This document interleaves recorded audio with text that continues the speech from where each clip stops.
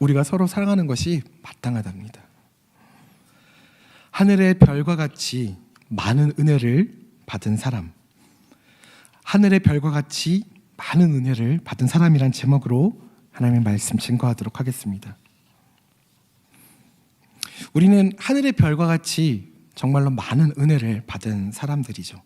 근데 잘 모르고 살죠. 자꾸 잊어버려요.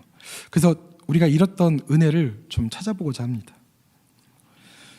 자, 우리는 다 조상이 있죠. 조상님이 계시죠. 집에 어떤 그 책처럼 이렇게 두꺼운 족보가 없다고 해도요, 의미적인 족보가 있죠. 그렇다면은 믿음의 그 조상이 있다는 것은 혹시 아십니까?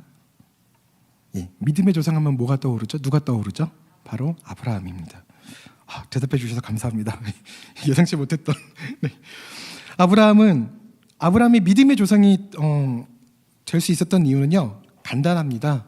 바로 바랄 수 없는 그 중에 바르기 때문이고요, 바랄 수 없는 그 중에 믿었기 때문입니다. 로마서 4장 18절을 보면요, 이렇게 기록이 되어져 있어요. 아브라함이 바랄 수 없는 중에 바라고 믿었으니 이는 내 후손이 이 같으리라 하신 말씀대로 많은 민족의 조상이 되게 하려 하심이라. 이때 아브라함은요, 그가 100세나 돼서 자기 몸이 죽은 것 같았고 사라의 태가 죽은 것 같음을 알고도, 모르지 않았어요. 알고도 믿음이 약해지지 않았다는 사실입니다. 그뿐만이 아니라 믿음이 없어서 하나님의 약속을 의심하거나 그러지 않았어요. 오히려 믿음이 견고해졌다는 사실입니다. 그리고 그 믿음이 견고해짐으로 하나님께 영광을 돌렸다는 것입니다. 세상에 100세가 넘어서 맙소사.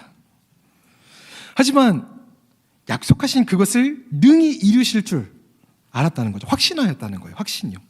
그냥 뭐 하나님이 해주실 수도 있겠지가 아니라 완전히 확신했다는 것입니다. 너무 부러운 게 있는데요, 그것을, 아브라함의 그 믿음을 하나님께서는 의로 여기셨다는 거예요. 그 믿음을 의로 여기셨다는 거예요. 부럽죠? 하나님께 의롭다 칭함을 받은 것, 저는 이거 굉장히 부러운 것 같습니다. 그런데요, 그 기쁨을 우리도 누릴 수가 있어요. 그러니까 하나님께 의로 여기셨다 기록된 것은요, 아브라함만을 위한 것이 아니에요. 아브라함만을 위한 것이 아닙니다. 와우. 약속은 믿음에 근거한 것이랍니다. 믿음에 근거한 겁니다. 그러니까 무슨 말이냐면요, 이것은 율법을 지키는 사람들뿐만이 아니고요, 아브라함처럼 믿음을 가진 모든 사람들, 우리 믿음 가지고 있잖아요. 즉 믿음을 가진 아브라함의 모든 후손들도 이 의로 여겨짐, 칭함을 받을 수 있다는 것입니다. 나는 아브라함의 후손이 아닌데, 나는 이씨인데, 나는 아씨가 아닌데, 이상하네. 어떤 육적인 게 아니고요, 영적인 족보라는 것이죠. 왜 그런 것이냐면요, 그래서 아브라함이 영적인 족보라는 것이에요. 그렇기 때문에 아브라함은 우리 모두의 조상이 될 수 있다는 것입니다. 그 이유는요, 바로 우리가 예수 그리스도를 영접했기 때문입니다. 그것은 하나님의 은혜로 값없이 주시는 선물이기 때문에 그렇습니다. 즉 혈통의 조상이 아니라 믿음의 조상이라는 것입니다. 우리가 가져야 될 믿음은 무엇입니까? 바로 예수, 우리 주님을 죽은 자 가운데서 살리신 그 하나님을 믿는 것입니다. 예수님이 왜 죽으셨습니까? 예수님께서는 우리가 범죄한 것 때문에, 그것 때문에 하나님께서 내어주신 거예요. 그리고 우리가 의롭다 하시기 위해서 다시 부활하신 것입니다. 그렇기 때문에 우리는 참 소중한 존재죠. 왜요? 만왕의 왕이신 하나님의 아들, 그것도 독생자 예수님을 나 때문에, 나의 죄로 인해서 십자가를 지시고 십자가에서 죽게 하시고 부활하게 하셨어요. 이것은 하나님의 공의입니다. 하나님은 사랑이시기 때문에 하나님은 죄인을 그냥 받아들이실 수 없어요. 그래서 예수님을 통해서 우리가 하나님께 나아갈 수 있는 하나님의 어떤 계획, 공의지만 하나님께서는 우리에게 엄청난 가치를 또한 부여하고 계시다는 것입니다. 그런데 우리는 이 존재의 가치를 잘못 사용하고 있을 때가 있습니다. 자, 제가 예화를 하나 들 텐데요. 집중해서 들으셔야 돼요. 안 그러면 헷갈려요. 한비자라는 책이 있습니다. 조나라의 조양자가 왕후기에게 말 타는 법을 배우는 이야기가 나와요. 누가 누구에게 배운다고요? 헷갈립니다. 왕후기는 춘추시대 때요, 말을 잘 부리기로 유명했어요. 말 부리는 것으로는 그 당시 때 최고라고 인정을 받았던 왕옥이었습니다. 그가 조양자에게 말 부리는 재주를 가르쳤어요. 조양자는 누구냐?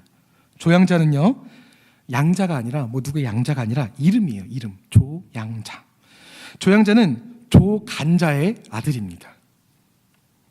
저도 준비해서 되게 헷갈렸는데 헷갈리지 않으세요? 네, 잘 정리하면서 들으시면 좋겠습니다.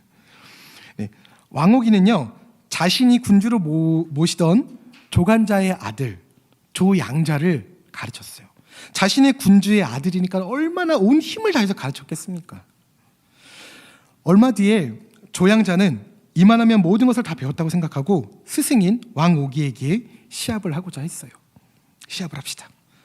그런데 막상 시합을 했는데 3번이나 말을 바꿔서 경기를 했는데도 조양자는 스승인 왕오기에게 번번이 질 수밖에 없었어요. 아무리 노력을 해도 왕오기를 따라잡을 수가 없었어요. 그래서 조양자는, 이 왕자는 왕오기에게, 스승에게 따졌어요.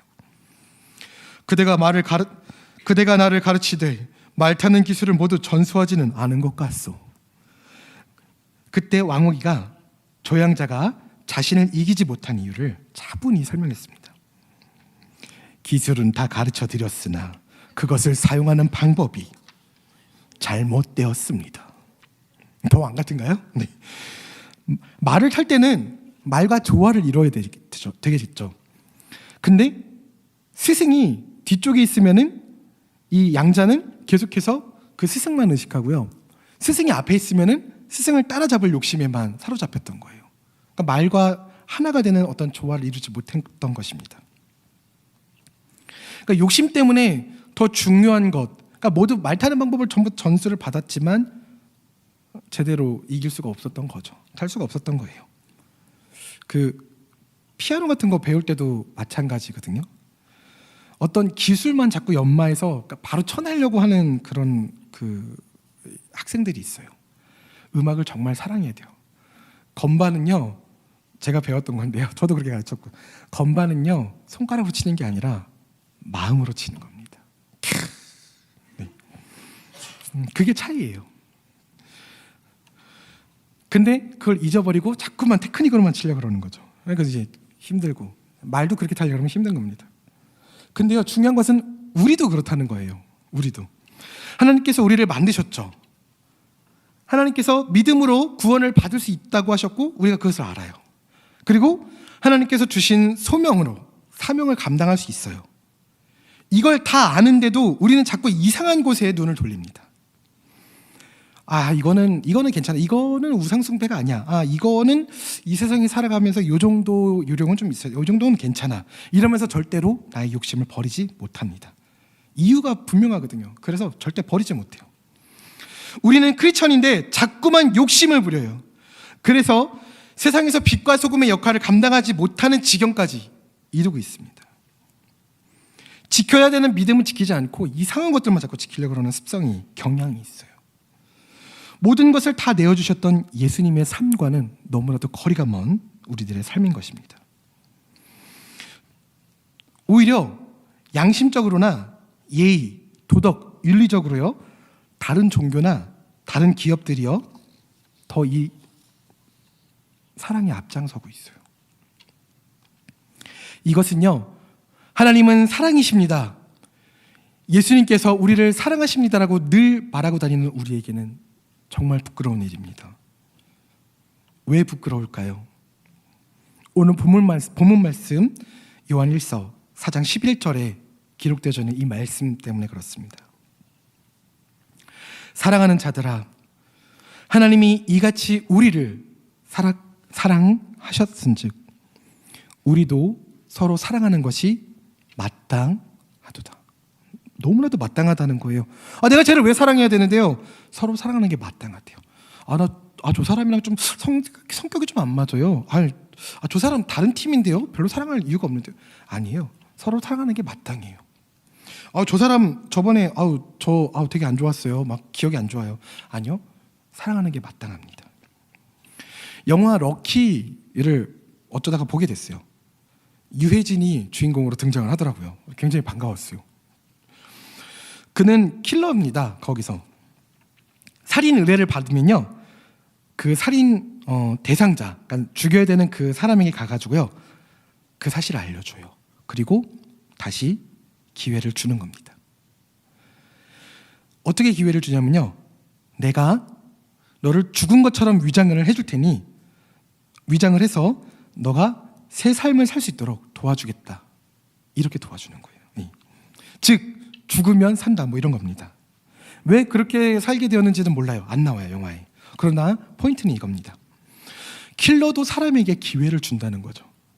근데 우리 크리스천들은 우리가 한번 실망하면 절대로 기회를 주지 않습니다. 내가 심판주가 되는 거예요. 교만하지 말라고 했는데 그냥 그 자리가 좋아서 거기 있는 거예요. 그러다가 우리 형제자매들이 나가 떨어져서 골든타임도 다 놓쳐버리고 또 다시 돌아온다 해도 관심도 없어요. 왜? 나랑 상관없으니까. 상관이 없습니까? 아닙니다. 우리도 이것처럼 서로 사랑하는 것이 마땅하다고 오늘 복음 말씀이 기록되어 있잖아요. 우리가 엉뚱한 곳에 집중을 하면요,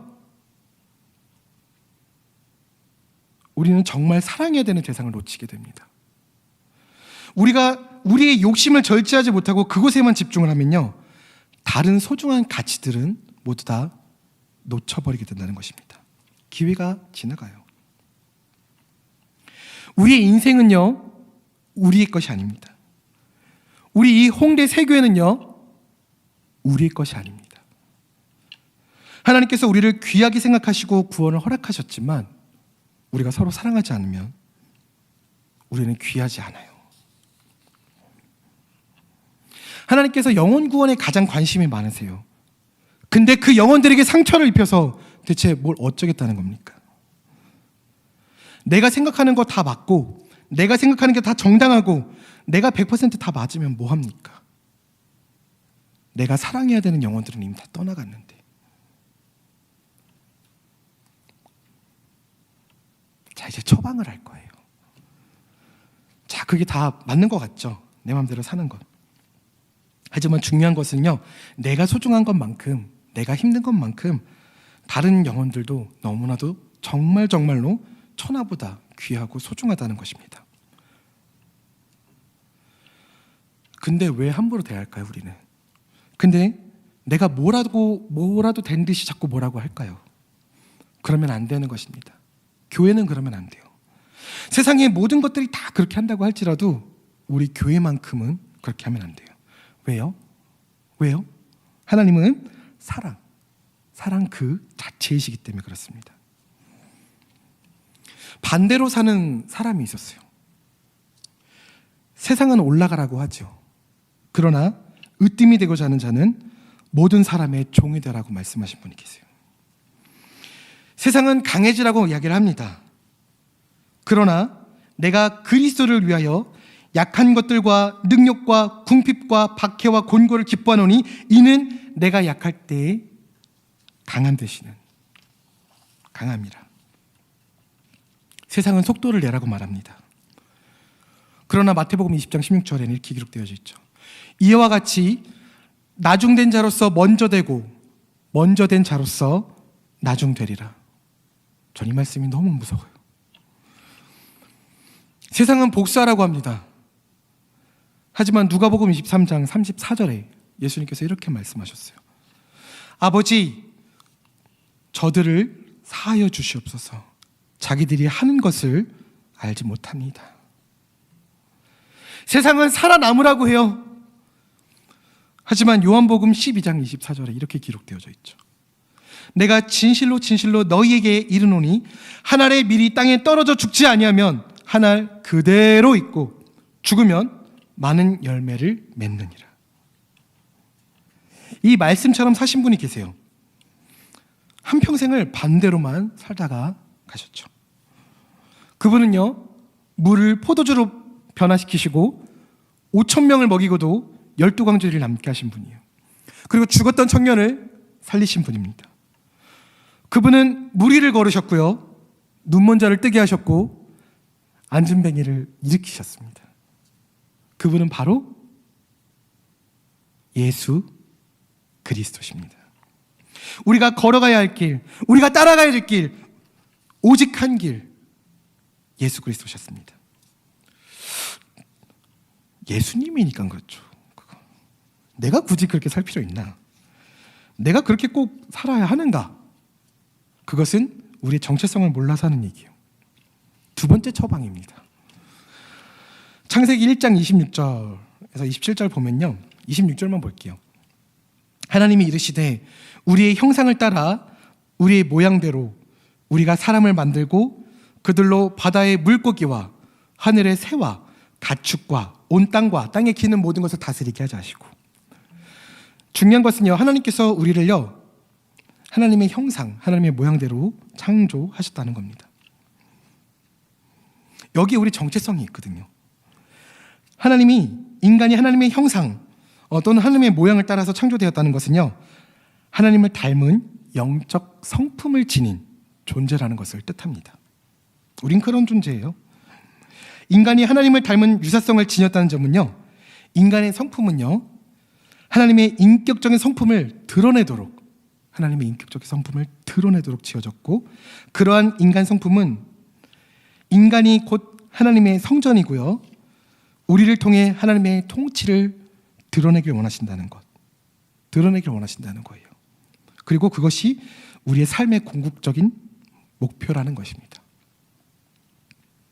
그렇기 때문에 우리는 하나님의 성품을 따라 살면서 그 하나님의 성품을 닮은 삶의 열매를 맺는 것이 우리 인간의 삶의 기본적인 목적인 것입니다. 하나님은 자기의 인자하심이 언약 백성인 우리들을 통해서 그대로, 우리들의 삶을 통해서 그대로 드러나기를 원하신다는 거예요. 우리는 그냥 막 살면 되는 사람들이 아니에요. 우리는 그냥 욕심대로 될 대로 사는, 될 대로 되라지로 살면 안 되는 사람들이에요. 왜냐면요, 우리는 정말 많은 은혜를 받았잖아요. 우리는 정말 많은 사람들에게 하나님을 드러내면서 그 영혼들을 우리 주님께 인도하면서 살아야 됩니다. 올해 2016년 11월 18일 13시 13분에 정말 어려운 과정을 통해서 저 닮은 사람이 태어났어요. 아내가 얘가 태어나자마자 막 울고 있었대요. 너무 정말 어려운 과정 중에 결정을 해서 수술을 했습니다. 아내가 계속 버텼어요. 근데 너무 상황이 안 좋아져서 결국 수술을 선택했는데 벌벌 떨었대요. 들어가서 너무 무서워서. 근데 벌벌 떨다가 아이가 태어났는데 아이 얼굴을, 자, 아이 얼굴 보여드릴게요. 보여주는데 얼굴을 보자마자 푸드 웃었대요. 너무 똑같이 생겨가지고. 아들의 이름은 성은입니다. 성은. 이성은이에요. 별 성자에 은혜 은자. 아버지께서 지어주셨어요. 사실 굉장히 오래전에 지어주셨는데 아끼고 아꼈다가 태어나면 불러야지, 그리고 저희도 안 불렀어요. 그래서 그냥 미콩이라고만 부르고 이름을 안 불렀습니다. 성은의 뜻은 이렇습니다. 절대 아들 자랑하는 게 아니에요. 오해하시면 안 돼요. 그 의미가 너무, 저도 이 이름을 받고 너무 의미의 은혜가 돼서 함께 나누는 겁니다. 하늘의 별같이 많은 은혜를 받은 사람이란 뜻이에요. 하늘의 별같이 많은 은혜를 받은 사람. 은혜. 너무 좋아요. 우리는 은혜 아니면 살 수 없어요.